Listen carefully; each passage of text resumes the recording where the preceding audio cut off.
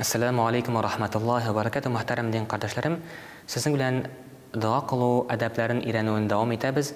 Hem kilesi adab ol indi dua qılan vaqtda qibla tarafına yönelü. Peygamberimiz sallallahu aleyhi ve sellem aytınca qaybir kişiler dua qılan vaqtda gözlerin kökке ko'taruvdan vaz kechsinler.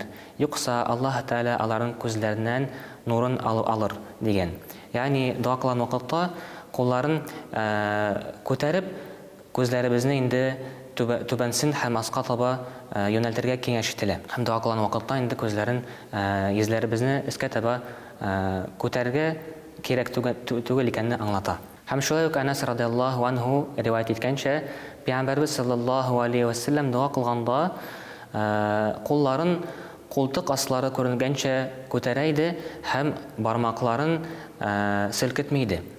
Һәм шулай ук кулларын йөзгә таба ачып куя иде. Менә шулай итеп, шундый рәвештә ул аны күтәрә иде. Һәм шулай ук тагын бер әдәпләреннән ул дуганы эштән уку.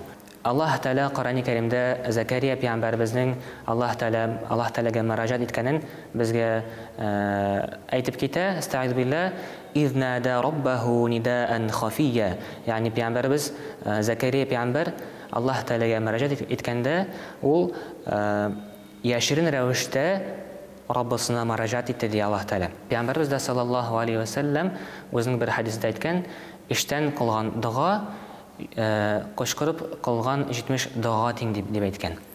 Ягъни дуга кылган вакытта без инде түбәнсен тавыш белән тыйнак кына шулай итеп дуганы укырга киңәш ителә. Ягъни дуга кылган вакытта кыйбла тарафына юнәлү, кулларын күтәрү һәм инде дугабызны тыйнак һәм түбәнсен тавыш белән уку хәерле булып санала.